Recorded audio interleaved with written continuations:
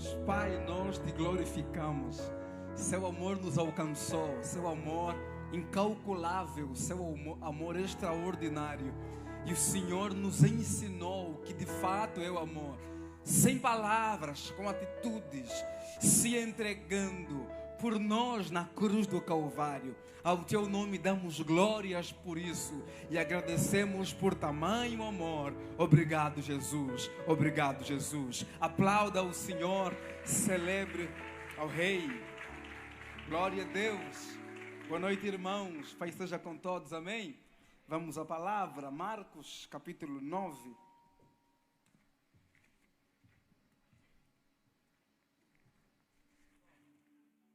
Marcos capítulo 9, eu confesso aos irmãos que eu queria ler só o versículo 4 ou 24, mas eu entendo que eu devo ler não apenas o 24, preciso ler com vocês, para talvez enquanto eu estou lendo, os irmãos que não conheçam a história consigam situar-se com o contexto desse texto 24.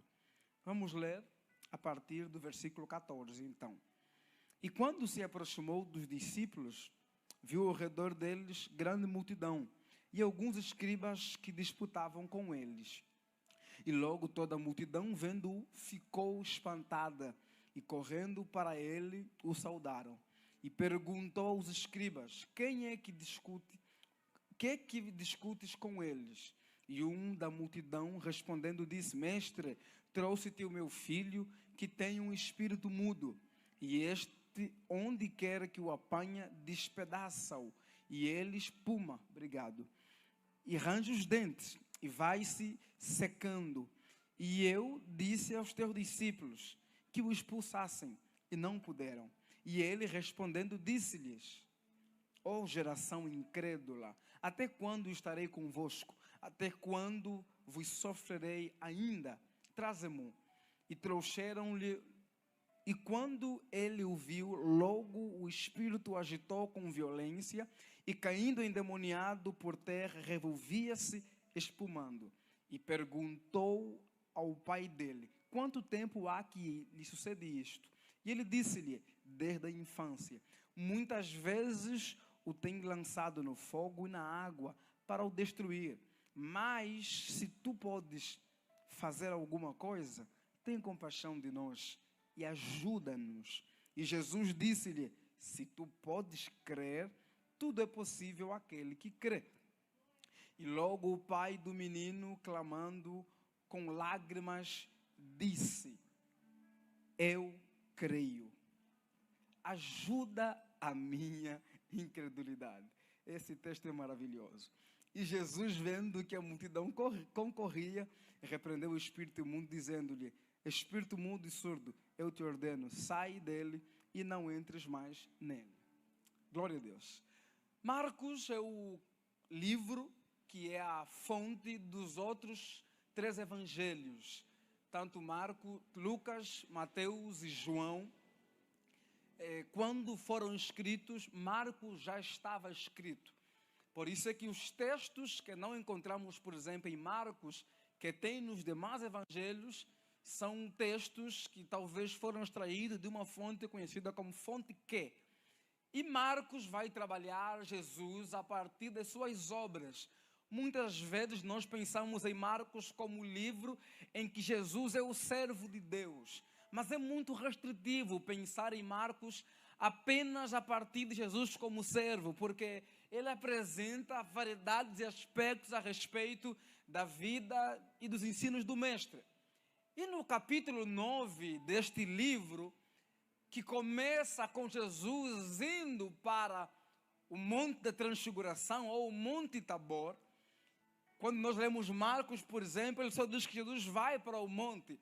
Lucas já diz que Jesus vai para o monte com o propósito de orar. E quando está orando, ele vai se transfigurar e sua glória é manifestada. E seus discípulos estão ali tendo uma experiência estática, poderosa, mas sem entender muitas coisas.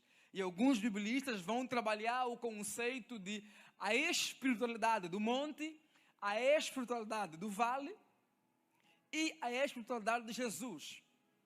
A do monte em que estão os discípulos experiência poderosa, mas sem entendimento. Perdão. Experiência no monte é poderosa, mas não tem entendimento. E tem muita gente assim, que tem grande experiência, grandes manifestações, mas péssimo entendimento, ruim na compreensão.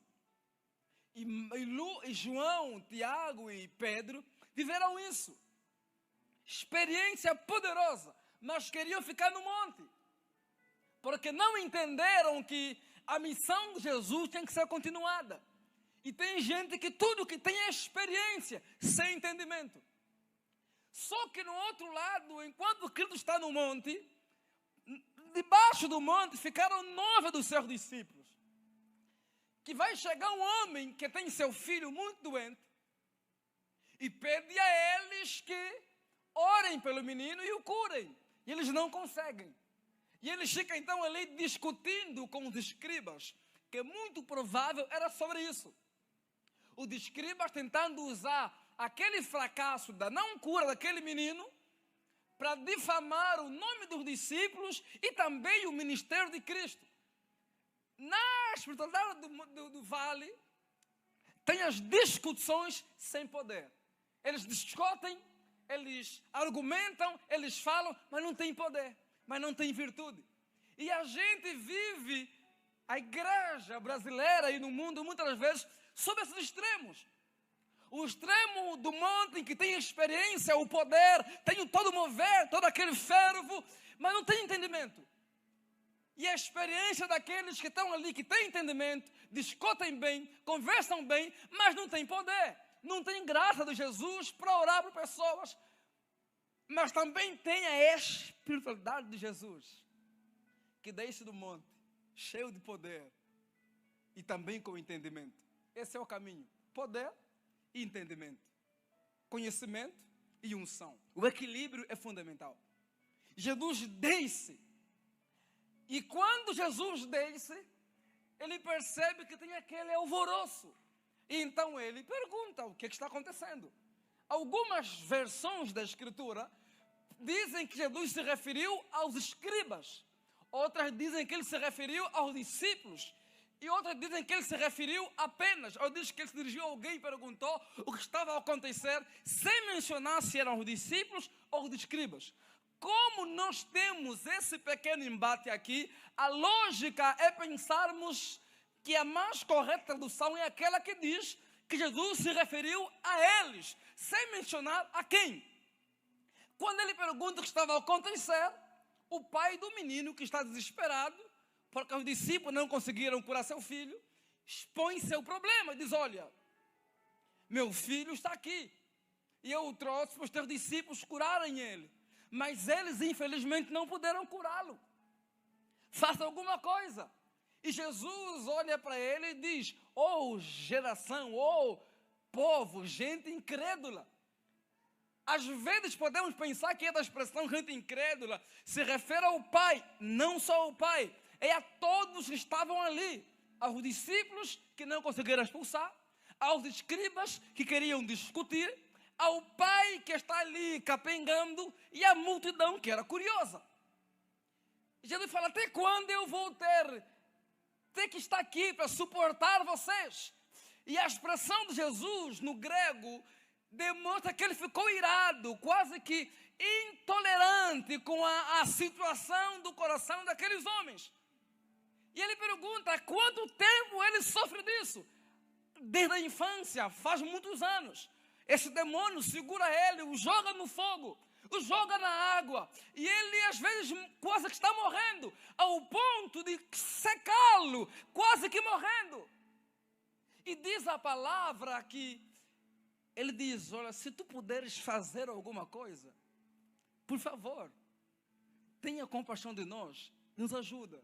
Jesus o interroga: se eu posso, tudo é possível aquele que crê. Parece que o homem joga para Jesus a responsabilidade de fazer o milagre. E Jesus devolve para ele, digamos, a bola. Vai, tem que crer. E então ele vai responder o versículo 24. Eu creio. Só que ele continua: me ajuda na minha incredulidade. Uau! Eu creio, me ajuda na minha incredulidade. Olha a contradição. Eu creio, me ajuda na minha incredulidade. No mesmo versículo. O homem diz, professa, que crê em Jesus, que crê que ele pode fazer o milagre. Mas logo em seguida, ele vai dizer, me ajuda. E ele grita, chorando, me ajuda na minha incredulidade.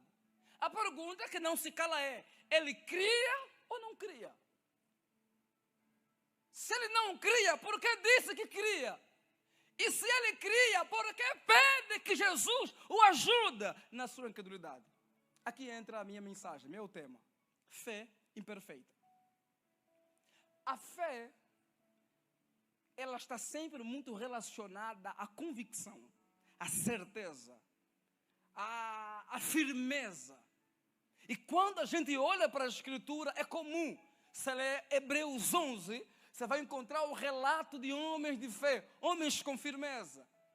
Parece que uma fé firme.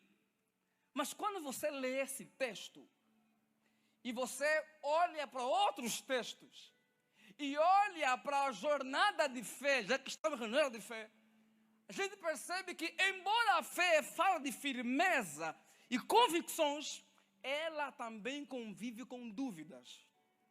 Ela também às vezes titubia. Ela às vezes oscila.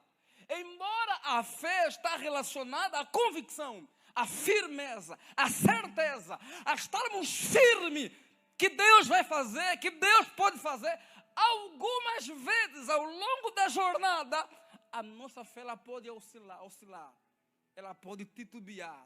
Ela pode se ver envolvida com dúvida, pode estar envolvida com complicações. E esse homem que procura Jesus, porque cria em Jesus, que ele podia curá-lo, agora se encontra envolvido no quê? Sua fé está emaranhada de dúvidas, de questionamentos. Por quê? Porque ele está há tantos anos tentando alguma cura para o seu filho que nada acontece. E quando parecia que ele achou a cura, ele encontra os discípulos e eles não podem fazer nada, o deixam frustrado. A nossa fé, às vezes, ela tem em seu entorno frustrações, decepções, complicações, não de Deus. Um sim e a minha graça te basta. E às vezes, diante disso, ela pode titubear. Sabe o que é? A fé não é perfeita. A fé, às vezes, ela é imperfeita. E quando esse homem diz para Jesus, Senhor, eu creio, me ajuda na minha incredulidade, ele não está a dizer que ele é incrédulo. Ele está entendendo, sabe o que é? Que a fé que ele tem é insuficiente para o milagre que ele precisa. Ele está percebendo que ele crê, ele acredita, mas a fé que ele entende que ele tem para a exigência de Jesus, para acontecer o milagre, não é suficiente.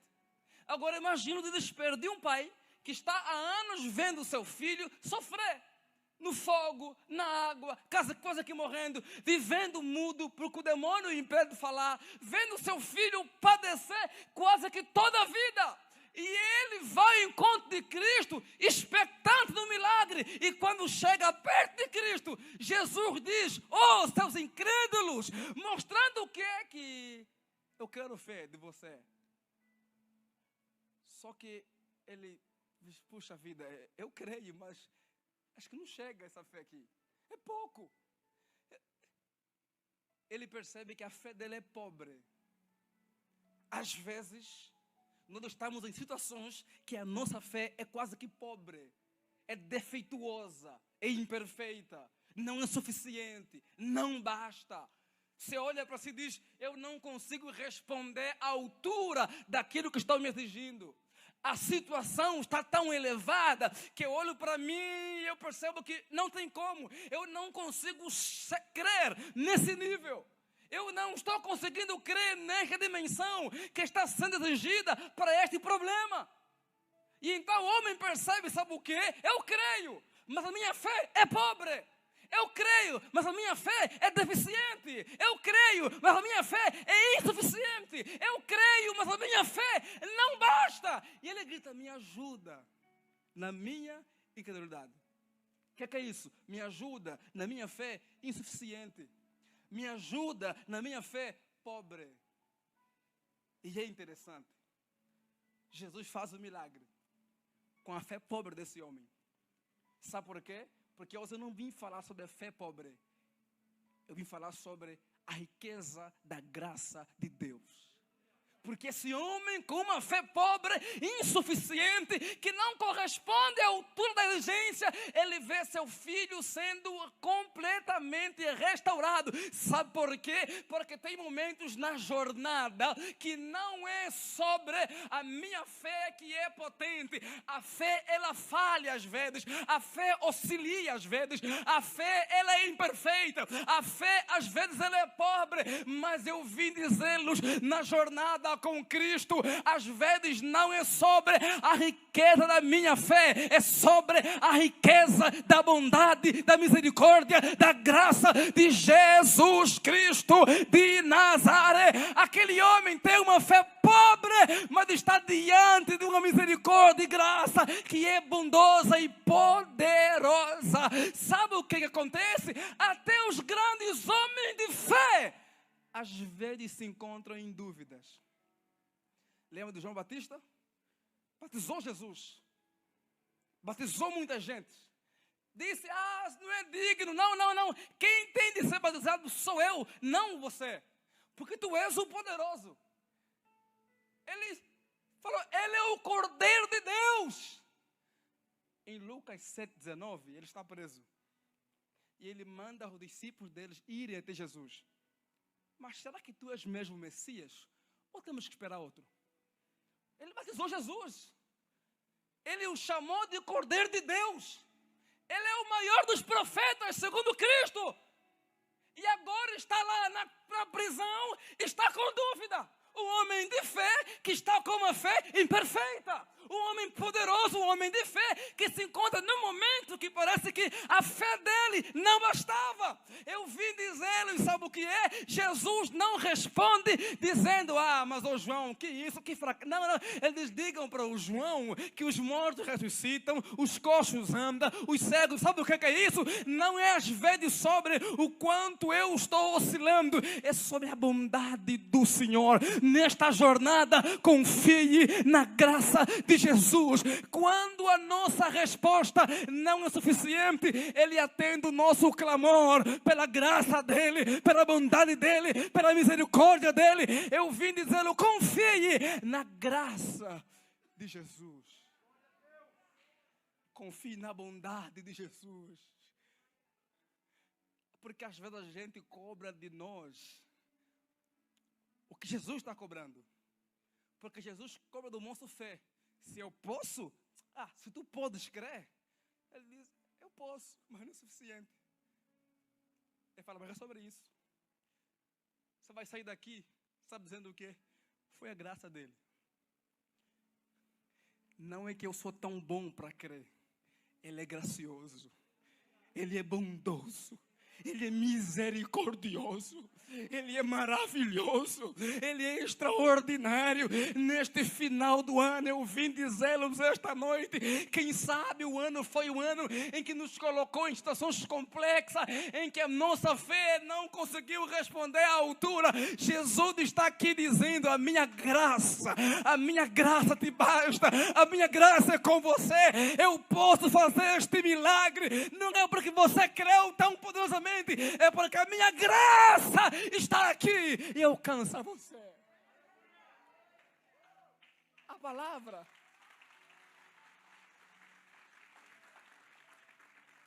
demonstra o quê? Que esse texto tem a segunda verdade. Qual? Eu creio, mas me ajuda. Eu creio. E ele reconhece que é pequena fé e que ajuda. Mas tem um milagre. Sabe por quê? Porque não era sobre o quanto ele creu, em quem ele estava crendo. Tem momentos na caminhada que não é o quanto eu estou crendo, o quanto eu criei. não é sobre a fé potente. Não é sobre a fé, digamos, acima da média. Não é sobre eu sou firme, eu sou. Não é sobre isso. É sobre em quem nós estamos crendo. É aquilo que disse Paulo: eu bem sei em quem tenho crido. Paulo não falou eu bem sei o quanto eu... Não é sobre o quanto eu estou crendo. É sobre quem eu estou crendo. Sabe por quê? Porque a fé falha, mas ele é infalível. A fé às vezes fracassa, mas ele não fracassa. A fé às vezes titubia, mas ele é perfeito. Mesmo quando nós somos infiéis, ele permanece fiel. Eu vim dizê-lo, sabe o que é? Confie mais em Jesus do que na tua fé.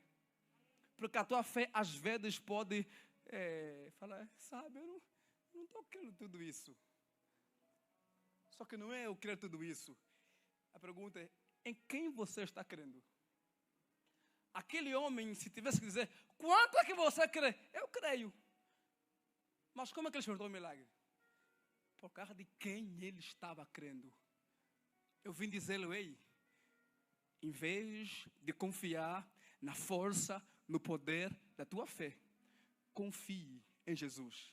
Eu não vim falar sobre uma grande fé. Eu vim falar sobre um grande Deus, em quem ainda que a fé às vezes está ali titubeando, ele diz, eu sou poderoso. Não é sobre fé poderosa, é sobre o Deus todo-poderoso. Não é sobre a fé na fé, porque alguns pregadores e pastores por aí no mundo começaram a pregar a fé na fé, a ideia da confissão positiva, de que eu sou tão potente, eu sou tão top, eu sou tudo isso, aquilo. E então a esposa, o filho, ficou doente. E a fé dele, tão potente, teve que ser coisa que escondida. Porque a filha, ou a esposa, ou o filho, ninguém poderia saber que estavam doentes. Sabe por quê? Porque era vergonha para a fé dele. Mas eu vim dizer-lhes, ei, confie mais nele. Não faz da tua fé tudo isso aí. Não divinize a fé. Olhe para Jesus. Confie em Jesus, descansa em Jesus, porque até mesmo quando a minha fé oscilar, Ele está ali para dizer, eu estou com você, eu ando com você, eu sou poderoso para fazer muito mais do que você pediu, pensou ou imaginou. Descanse e confie em Jesus. Eu vim dizer-lhes que às vezes na jornada a nossa fé não é tão poderosa. Só que quem está conosco é tão poderoso que é como que se Ele está crendo conosco, dizendo, vamos embora, eu te carrego, eu te levo. Por isso eu vim dizê-los, se talvez sua fé está meio que titubeando, eu vim dizer, olhe para Jesus, confie em Cristo. Um pouquinho, só um pouquinho, esse pouquinho mesmo. Ah, mas sabe, Israel não é tão potente, não é tão acima da média assim. Eu vim dizer-lhe que às vezes acima da média não é para ser eu, é Ele. Às vezes eu estou abaixo da média. Às vezes eu digo, eu creio, mas me ajuda. Eu creio, me ajuda na minha incredulidade. Eu creio, eu consigo crer, mas não é tudo isso, pastor. Eu não estou conseguindo chegar nesse nível. Me ajuda. Então confia nele. Porque às vezes não é sobre o poder da minha fé. É sobre o poder de quem eu estou crendo. Eu bem sei que o meu Redentor vive. E por fim, Ele vai se levantar e vai me dar vitória. Paulo vai dizer para Timóteo, Timóteo, eu sei em quem eu tenho crido. E é por causa dele que eu consigo suportar tudo isso. Não é que eu sou tão forte assim, Timóteo, não. Eu não sou tão potente assim, meu filho. Não é a minha fé toda poderosa. É o meu Deus todo extraordinário que me sustenta, me fortalece até nas minhas fraquezas. Sabe o que é isso? Na caminhada com Deus, Ele às vezes nos enche de alegria, mas tem momentos que a crença no fruto do Espírito, chamado alegria, nos encontra lá embaixo, triste, abatidos, desanimados E como é que eu consigo caminhar? Não é porque você é poderoso, é Ele, é o poder dele que nos sustenta e nos fortalece nas nossas fraquezas, na fraqueza da nossa fé. E terceiro, eu vou terminar, diz a palavra, que ele vai dizer, eu creio, mas me ajuda na fé. Olhem para isso. Ele faz algo aqui que é extraordinário. O quê? Ele diz, eu creio, mas me ajuda, por favor. Eu creio, mas me ajuda. Ele reconhece que ele crê, mas não o suficiente. E é interessante. Jesus já tinha mostrado para esse homem qual era o caminho para a solução. Qual era? Se podes crer, tudo é possível. Em outras palavras, só creia que o milagre vai acontecer. Mas ele percebe que ele aprendeu o caminho, mas não consegue caminhar. Ele sabe como fazer, mas não consegue fazer. Ele sabe o que fazer, mas não consegue. Ele aprendeu sobre o que ele tinha que fazer, mas ele não conseguia fazer. Procure um drogado, e o drogado, alguém viciado, ele é especialista nisso. Ele vai numa casa de recuperação, ele aprende todas as técnicas do que fazer para não cair na droga ou no álcool. Ele aprendeu um monte de coisa. Só que ele sabe o quê? Eu sei o que eu devo fazer, mas não consigo. Eu sei o que não devo fazer, mas eu não consigo. Eu sei o caminho. Se deixar o drogado te explica todo o caminho. Como fazer, mas não consegue. Às vezes na fé é assim. Às vezes a gente sabe como fazer, mas a gente não consegue. Eu sei que eu devia crer, mas não consigo. Eu sei que se eu crer, o milagre chega. Mas sabe, parece que eu não consigo crer nesse nível. Mas é aí que está a questão. Ele faz o quê? Ele grita. E com choro. Me ajuda na minha fé. É este o caminho. Quando a minha fé titubear e eu não conseguir fazer o que eu tenho que fazer, e eu não conseguir responder à altura, não fica ali para querer como coitadinho. Não, grita por Jesus. Diga, me ajuda na minha incredulidade. Diga, ei, me ajuda na minha pequena fé. Ei, se joga, se lança aos pés dele, mas grite por socorro. Sabe por quê? Porque quando eu sei o que fazer e não consigo, quando eu tenho os caminhos e não consigo caminhar, não tem outro jeito. É somente ele. Chame a ele, grite a ele, suplica a ele, reconheça isso e peça ajuda ao Senhor Jesus. E diga, me ajuda na minha incredulidade. Você está querendo falar o quê? A minha fé é pequena.